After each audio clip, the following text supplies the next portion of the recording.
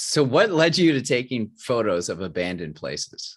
So abandoned places, apart from all of that, has kind of been my obsession, I would say, for the past 5 years. Um, when I was 16, I moved to Maryland. My dad's in the military, so he transferred to a new base.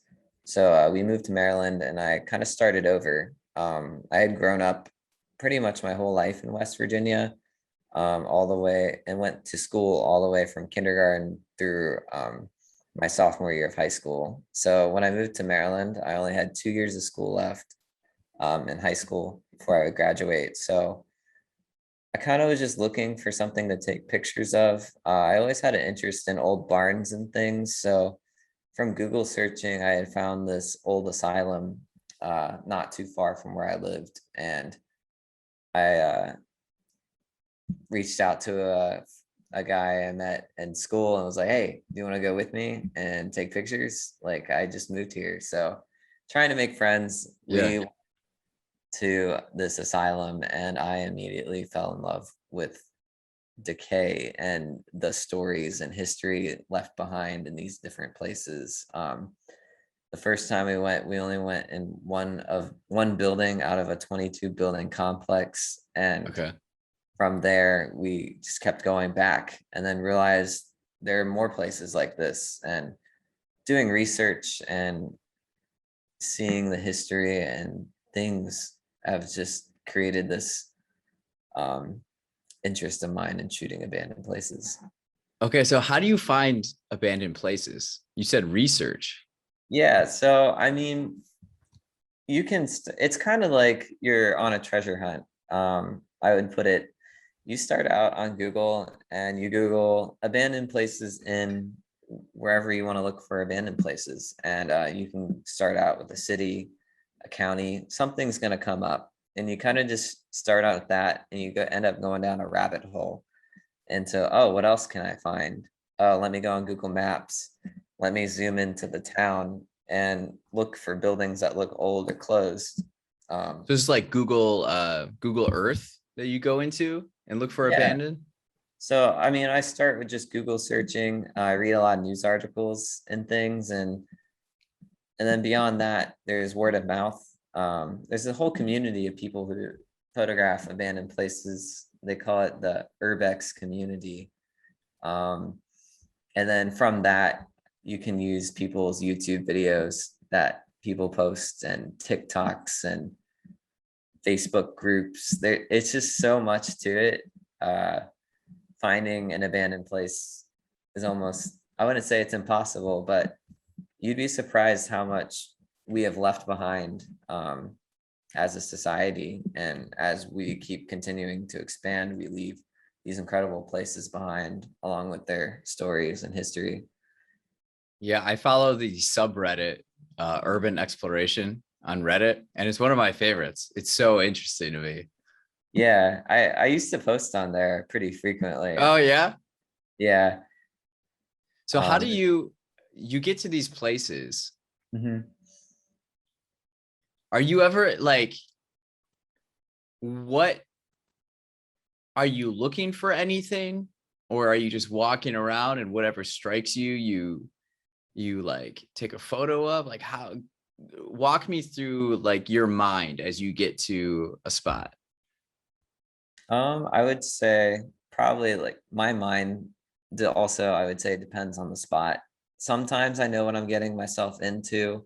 I have a methodical plan of how I'm going to get in, how I'm not going to get caught by anyone or seen, and how I'm going to go to this room, take this picture in the way that I envision it. But sometimes I don't know what I'm getting into. And I travel a lot with a good friend of mine named Todd, and him and I go to these places kind of blindsided. We're hoping Okay. it's something cool, but we may not know exactly.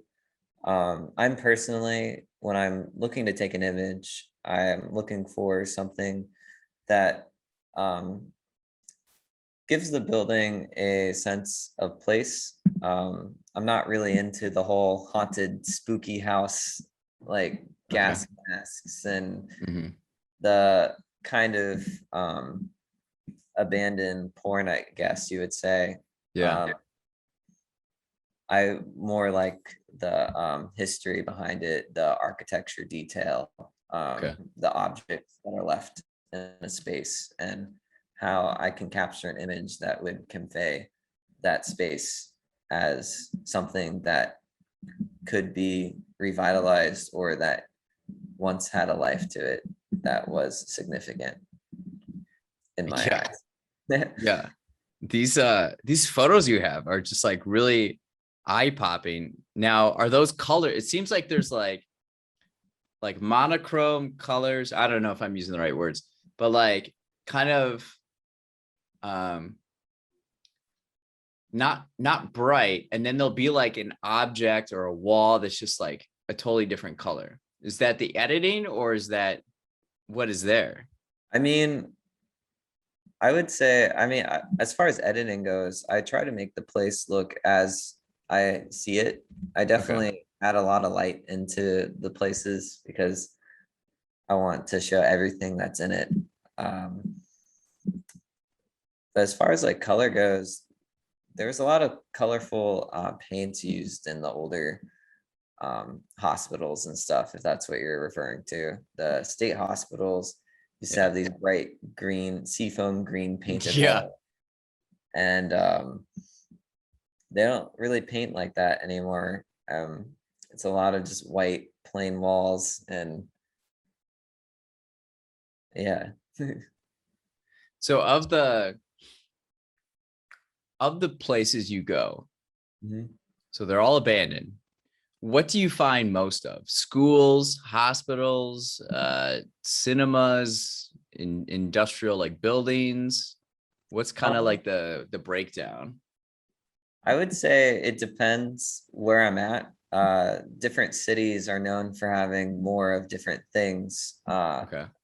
Detroit, for example, is known for its abandoned schools. There's almost 100 of them. It feels like you can park your car and walk so many abandoned schools. And the reason places like that have so many of a certain kind of abandoned place often is because of some type of push for a new start or a Mhm. decline in industry or a decline for the need for these buildings. State hospitals, asylums are kind of my favorite.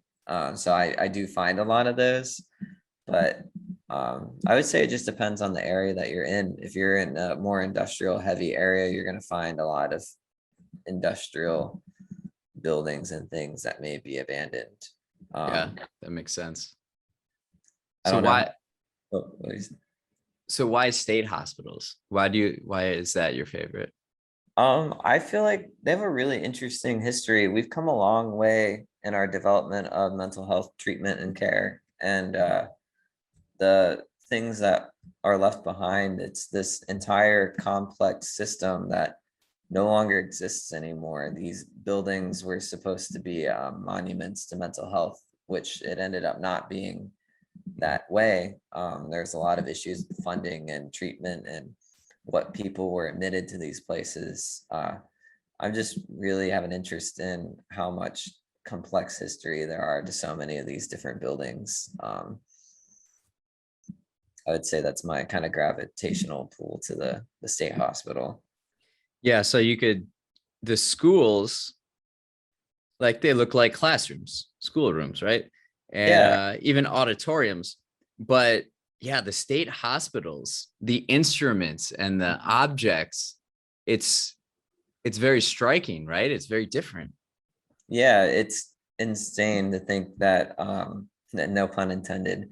Um, crazy to think that these were the this was the equipment at the time, and that's what we used on people to cure them, whether that worked or not. And we've just come such a far way in that sector of treatment. Um, Seeing the old places is almost jarring. So what kind of so you're entering these abandoned spaces. Do you feel like you're the only one that has seen this for years, or do you find that there seems to have been activity since it's been abandoned, like graffiti or other random objects that don't seem to belong. Like, what's Um, that like? there, it just depends on the place. I mean, there's definitely places I've been to that I wouldn't say I'm the first one there, but maybe the first one to see or take a picture.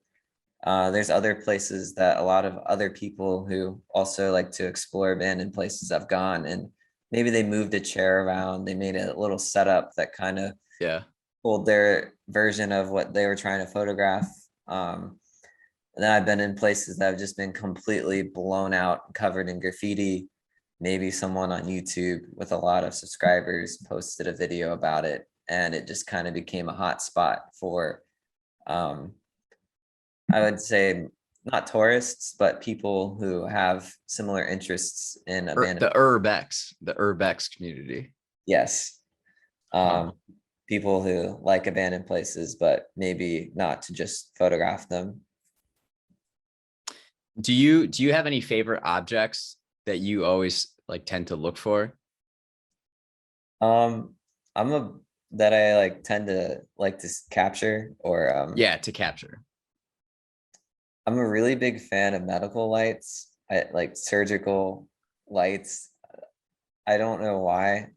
I just always see them and they're just,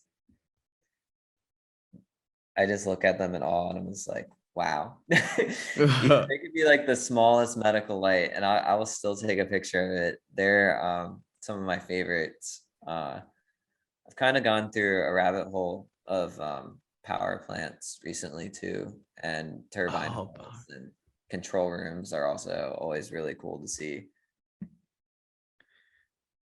yeah, these photos are pretty stunning. The clock, I like the clock. That looks pretty cool. Thank you. Um, how do these places, does it still happen like today? Like if a building closed, like 20 years from now, will it look like one of these abandoned places, or do they demolish them now, or is like Um, in the like history, where are we as far as what we do with buildings we don't use? I would say more so recently we've been pushing to revitalize the buildings, also demolish them. Oh, okay. Um, but I've also seen cases where buildings that closed maybe 3, 4 years ago have already become in a state of decay that's way beyond anything I would imagine. So Oh, within wow. a short time of photographing places, I've been able to see buildings by me close and then become deteriorated over just a short period of time. So I mean, I would just say that it just also depends on the type of place it is, where it's located, and the significance to the property that it sits on. If it's some building in the middle of the mountains, it's probably going to stay that way for a really long time. But larger buildings like this power plant by me that's along the water, as that closed, it was immediately a spot for some developer to buy, to tear down, to build apartments and restaurants and things like that.